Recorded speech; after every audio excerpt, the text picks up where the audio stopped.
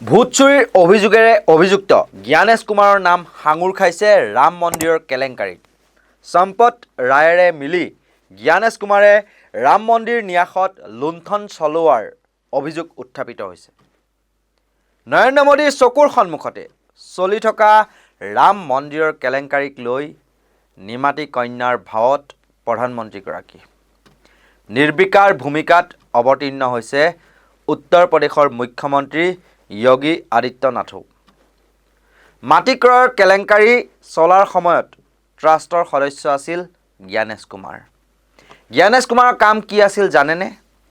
তেওঁৰ কাম হ'ল চৰকাৰ আৰু পৰিচালনা কমিটিৰ মাজত সংযোগ স্থাপন, অৰ্থাৎ মধ্যস্থতাকাৰী হিচাপে নিখুঁত ভূমিকাই পালন কৰিছিল জ্ঞানেশ কুমাৰে।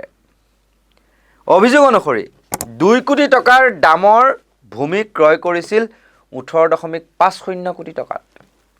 3 কোটি টকা দামৰ ভূমি ক্ৰয় কৰিছিল 24 কোটি টকাত। 9 কোটি টকা দামৰ ভূমি ক্ৰয় কৰিছিল 55 কোটি টকাত। এই কেলেংকাৰী সংঘটিত হোৱাৰ সময়ত অৰ্থাৎ 2020 চনৰ পৰা 2024 চনলৈকে ৰাম মন্দিৰ ট্ৰাষ্টৰ সদস্য আছিল জ্ঞানেশ কুমাৰ। এক ভিডিঅ'ৰ জৰিয়তে বিস্ফোৰক অভিযোগ তুলিছে আম আদমি পাৰ্টিৰ নেতা তথা ৰাজ্যসভাৰ সাংসদ সঞ্জয় সিঙে। আৰু আপোনালোকে শুনি আচৰিত হ'ব যে অভিযোগ অনুসৰি 3 কোটি টকাৰ মাটি 24 কোটি টকাত কিনা হৈছে মহন্ত মুৰলী দাসৰ পৰা। কেনেকৈ 9 কোটি টকাৰ মাটি 55 কোটি 47 লাখ টকাত আলোক বংশলৰ পৰা সম্পত ৰায়ে কিনিছে।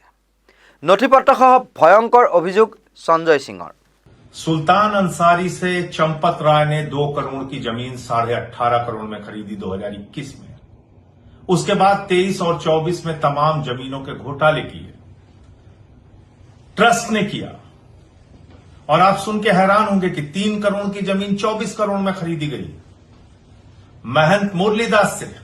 और आज एक मैंने सामने कागजात रखे जिसमें मैंने बताया कि किस तरह से 9 करोड़ की जमीन 55 करोड़ 47 लाख में आलोक बंसल से चंपत राय ने खरीदी। हर मामले में चंपत राय का नाम आता है, हर मामले में ट्रस्ट का भ्रष्टाचार सामने आता है। लेकिन एक बात हमें याद रखनी पड़ेगी, ईडी पार्टी ही दरअसल चंदा चोर है। ये पूरा का पूरा ट्रस्ट प्रधानमंत्री नरेंद्र मोदी के द्वारा बनाया गया है। और इसमें कौन सा व्यक्ति था?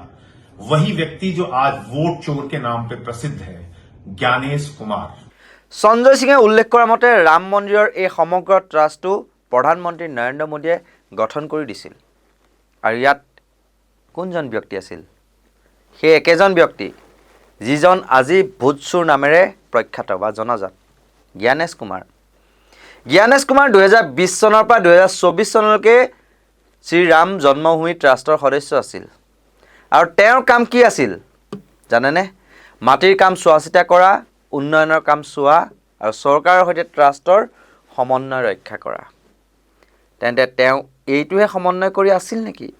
সম্পত ৰায়ৰ সৈতে মিলি তেওঁলোকে মাটিৰ এই কেলেংকাৰী কৰি আছিল নেকি? এই সকলোবোৰ তথ্যৰ তদন্ত লাগে বুলি দাবী সঞ্জয় সিঙৰ। ज्ञानेश कुमार 2020 से 2024 तक श्री राम जन्मभूमि ट्रस्ट के सदस्य थे। और उनका काम क्या था? जमीनों के काम को देखना, विकास के काम को देखना, सरकार के साथ ट्रस्ट का समन्वय बनाना। तो यही समन्वय बना रहे थे क्या वो? ये जमीनों का घोटाला मिलकर कर रहे थे क्या वो चंपत राय के साथ? इन सारे तथ्यों की जांच होनी चाहिए। আপোনালোকে কল্পনা কৰক যে এবছৰত 16 কোটি দৰ্শনাৰ্থী প্ৰভু শ্ৰীৰামৰ মন্দিৰলৈ আহে। আৰু যদি আপুনি 100 টকাকৈ বৰঙণি বা দান দিয়া বুলি ধৰে তেন্তে প্ৰায় 1600 কোটি টকাৰ দান সংগ্ৰহ হৈছে বা হ'ব লাগে। কিমান ডাঙৰ দুৰ্নীতি হৈছে, কিমান চুৰি হৈছে, এই সকলোবোৰৰ তদন্ত লাগে বুলি সিঙে দাবী কৰে।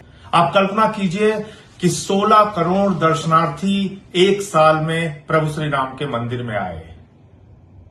और अगर आप 100 रुपए का भी चंदा मान लीजिए, चढ़ावा मान लीजिए, तो करीब करीब 1600 करोड़ रुपए का चढ़ावा चढ़ा। कितने का भ्रष्टाचार हुआ है, कितने की चोरी हुई है, इस सब की जांच होनी चाहिए।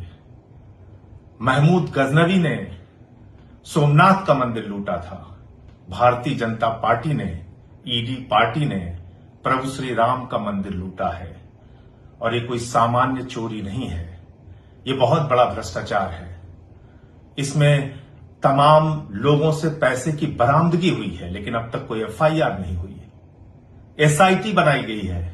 आज योगी बाबा कह रहे हैं कि फालतू की बातें मत करिए, जो तथ्य है एसआईटी को दीजिए। तो मैं तो एसआईटी से समय मांग रहा हूं और एसआईटी से मिलकर ये सारे तथ्य और कागजात रखूंगा, देखता हूं क्या कार्रवाई होती है। एसआईटी मतलब है झुनझुना।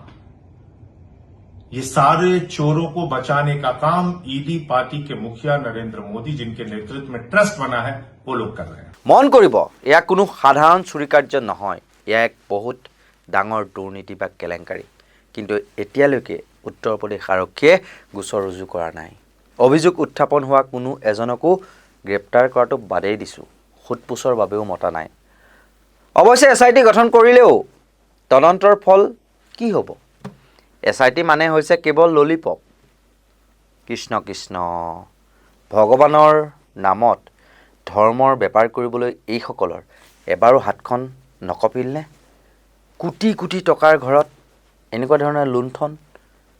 প্ৰভু শ্ৰীৰামক আমি সকলোৱে পূজা অৰ্চনা কৰোঁ, মানুহ, কিন্তু সেইগৰাকী ৰামৰ নামত এনেকুৱা কেলেংকাৰী। তাতে আকৌ হিন্দুত্ব ৰক্ষা কৰা চৰকাৰ বিজেপি চৰকাৰৰ দিনত। ভাবিবলগীয়া কথা নহয়নে? কোনো আব্দুলে কৰা নাই, কোনো ৰহিমে কৰা নাই এনেকুৱা ধৰণৰ দুৰ্নীতি। আপোনাৰ মোৰ দৰে হিন্দুৱেই কৰিছে, হিন্দুত্বৰ ঠিকাদাৰসকলেই কৰিছে। কেনেকৈ সম্ভৱ এই কেলেংকাৰী? এনেকুৱা ধৰণৰ সত্য নিৰপেক্ষ নিৰ্ভীক বিশ্লেষণৰ বাবে আপোনালোকে চাই থাকিব নৰ্থ ইষ্ট নাও। আৰু যদি আপোনালোকে ফেচবুকত চাই আছে তেতিয়াহ'লে আমাৰ নৰ্থ ইষ্ট নাও ভিডিঅ', এনি নাও নিউজ যি দুটা ফেচবুক পেজ, সেইটো আপোনালোকে লাইক কৰিবলৈ নাপাহৰিব, ফ'ল' কৰিবলৈ নাপাহৰিব। আৰু যদি ইউটিউবত চাই আছে তেতিয়াহ'লে নৰ্থ ইষ্ট নাও ইউটিউব চেনেলটো ছাবস্ক্ৰাইব কৰি দিবলৈ নাপাহৰিব। আৰু আমাৰ এই ভিডিঅ'টো কেনে লাগিল সেয়া চাই পেলাই কমেণ্ট ছেকশ্যনত জনাবলৈ নাপাহৰিব।